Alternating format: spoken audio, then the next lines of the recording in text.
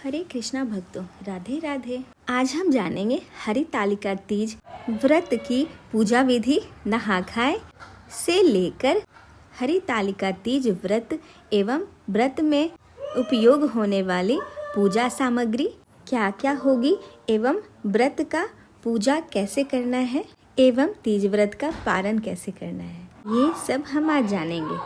प्रत्येक वर्ष भाद्रपद माह के शुक्ल पक्ष की तृतीया तिथि को हरितालिका तीज का व्रत रखा जाता है। इस दिन सभी महिलाएं अपनी पति की लंबी आयु और अच्छे स्वास्थ्य के लिए, सौभाग्य के लिए हरितालिका तीज का व्रत रखा करती हैं। हरितालिका तीज का व्रत सुहागिने महिलाएं और कुंवारी कन्याएं भी रखती हैं अपने होने वाले योग्य वर के लिए। तीज का व्रत निर्जला और निराहार किया जाता है। हिंदू सनातन धर्म में तालिका तीज का बहुत अधिक महत्व है। माता पार्वती ने हरितालिका तीज का व्रत किया था भगवान शिव जी को अपने पति के रूप में पाने के लिए। इसीलिए हरितालिका तीज पर भगवान शिव और माता पार्वती जी की, गणेश जी, कार्तिकेय जी, पूरे शिव परिवार की विधि पूर्ण पूजा अर्चना करनी चाहिए। इससे सुहागिनों को अखंड सौभाग्य की प्राप्ति होती है और कन्याओं को योग्य वर की प्राप्ति होती है। इस वर्ष हरितालिका तीज का व्रत मंगलवार को 26 अगस्त 2025 को रखा जाएगा। बार हरितालिका तीज की तृतीया तिथि की शुरुआत 25 अगस्त को दोपहर 12:34 पर हो रही है और इसका समापन 26 अगस्त को दोपहर 1:54 पर होगा। इसीलिए उदया तिथि के अनुसार हरितालिका तीज का व्रत 26 अगस्त 2025 मंगलवार को रखा जाएगा। इस दिन प्रातः काल में पूजा करने का शुभ मुहूर्त है 5:56 से 8:31 तक। हरितालिका तीज व्रत का नहा खाए व्रत के एक दिन पहले यानी 25 अगस्त दिन सोमवार को किया जाएगा। नहा खाए के लिए सोमवार के दिन सुबह प्रातः उठकर स्नान आदि से पवित्र होकर स्वच्छ वस्त्र धारण करके विधि पूर्वक भगवान के आगे पूजा अर्चना करके और नहा खाए एवं तीज व्रत का संकल्प लेना होता है। और उस दिन हमें शुद्ध सात्विक भोजन का आहार ही लेना चाहिए। नहा खाए वाले दिन हमें बिना लहसुन प्याज वाले खाना खाना चाहिए और कम तेल और मसाले वाला भी खाना खाना चाहिए, जिससे कि अगले दिन जब हम व्रत कर रहे हों तब हमें उसमें लाभ मिले। अब नहा खाए के बाद उसके अगले दिन तीज व्रत वाले दिन सुबह में प्रातः काल ब्रह्म मुहूर्त में 4 बजे के पहले तक हमारे सरगही लेने का विधान है। अपने अपने प्रांत के परंपरा के अनुसार सरगही आप ले सकते हैं। शास्त्र में सरगही लेने का कोई वर्णन नहीं है, परंतु जिनके प्रांत में उनके परंपरा के अनुसार सरगही लेना होता है तो वो ले सकते हैं। सरगही में कुछ भी ज्यादा या भारी भोजन नहीं ग्रहण करना चाहिए। सरगही में आपको हल्के पदार्थों का सेवन करना चाहिए, जैसे नारियल पानी ले सकते हैं, शरबत ले सकते हैं, कॉफ़ी पी सकते हैं, ग्रीन टी पी सकते हैं।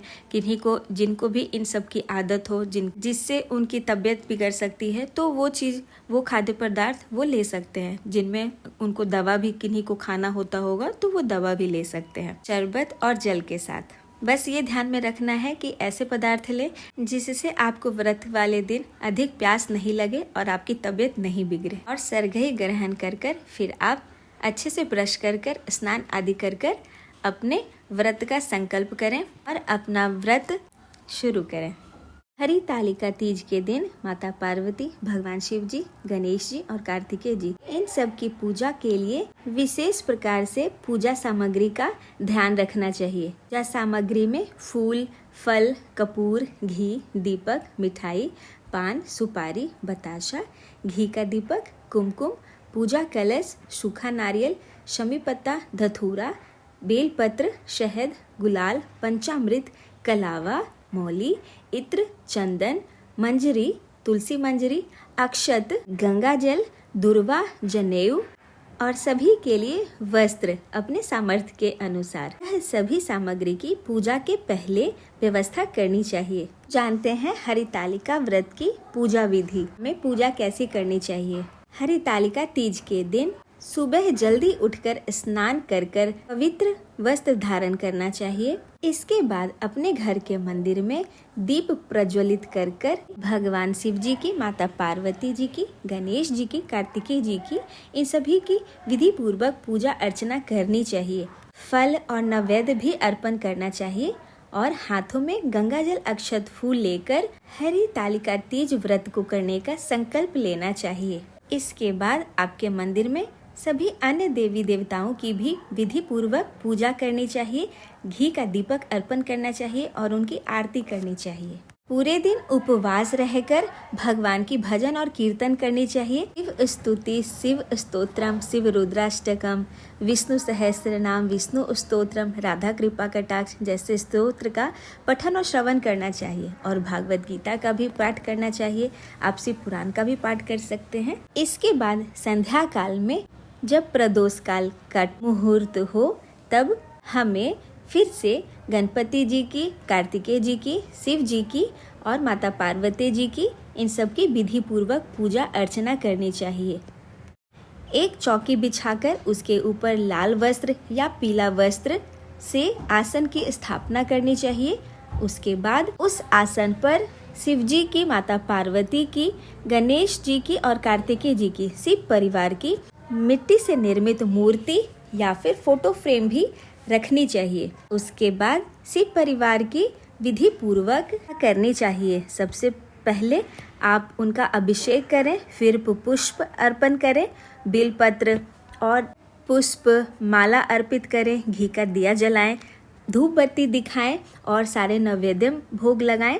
नैवेद्यम उनको अर्पित करें। उनको जो वस्त्र और 16 श्रृंगार का सामान माता पार्वती के लिए जो आपने लिया है वो उनको अर्पित करें और अपने लिए भी जितनी सामर्थ्य हो आपकी सुहाग की सामग्री माता को अर्पण करें। और एक और ऐसा डलिया बनाएं जिसमें 16 श्रृंगार की सामग्री, वस्त्र, फल, मिठाई इत्यादि उसमें रखी हो, जो कि आप भगवान को अर्पित करके फिर ब्राह्मण को दक्षिणा के रूप में उसको व्रत के पारण के दौरान आप देंगे और इसके बाद व्रत का पारण करके व्रत को संपूर्ण करेंगे। सब कुछ भगवान के सामने अर्पित हो गई है। अब हम उन सब की विधि पूर्वक पूजा करके फिर हरितालिका तीज व्रत की कथा का श्रवण करेंगे और माता पार्वती की और भगवान शिव जी की आरती गाएंगे और शिव जी से, माता पार्वती जी से अपने अखंड सौभाग्य की कामना करें और अपने पति की लंबी उम्र की कामना करें। इसके बाद आप रात में या तो जागरण कर सकते हैं या फिर सो भी सकते हैं। जागरण में आप भगवान शिव जी की, माता पार्वती जी की मांगलिक भजन कर सकते हैं या मंगल गीत गा सकते हैं। अपने सामर्थ्य के हिसाब से जैसा ठीक लगे वैसा कर सकते हैं। अब रात्रि के बाद व्रत के अगले दिन सुबह ब्रह्म मुहूर्त में उठकर स्नान आदि से पवित्र होकर हमें फिर से भगवान शिव जी की, माता पार्वती जी की, गणेश जी की, कार्तिकेय जी की और अन्य सभी देवी देवताओं की पूजा करके विधि पूर्वक उनकी पूजा अर्चना करके घी का दीपक अर्पण करके नैवेद्यम का भोग लगा के और उनकी आरती गा के हम अपना तीज का व्रत संपन्न करते हैं। इसके बाद ब्राह्मण की जो दक्षिणा रखी है वह ब्राह्मण को दक्षिणा देकर फिर व्रत का पारण करते हैं। व्रत के पारण के लिए हमें चरणामृत, पंचामृत या फिर जौ की सत्तू गुड़ के साथ और जल लेकर पारण कर सकते हैं या फिर अपने अपने प्रांत के परंपरा के अनुसार पारण में जो भी चीज़ आप ले सकते हैं, जो लिया जाता हो वो लेकर भी व्रत का पारण कर सकते हैं। और ऐसे आपकी हरितालिका तीज की व्रत संपन्न होती है। तो यह थी हरितालिका तीज व्रत की संपूर्ण जानकारी। आपको यह अच्छी लगी हो तो कृपया इसको अपने रिश्तेदारों और दोस्तों के साथ शेयर करें, हमारे वीडियो को लाइक करें, हमारे चैनल को सब्सक्राइब भी करें। हम हरितालिका तीज के व्रत की कथा को लेकर फिर से अगले वीडियो में आएंगे। तब तक के लिए राधे राधे, हरे कृष्णा।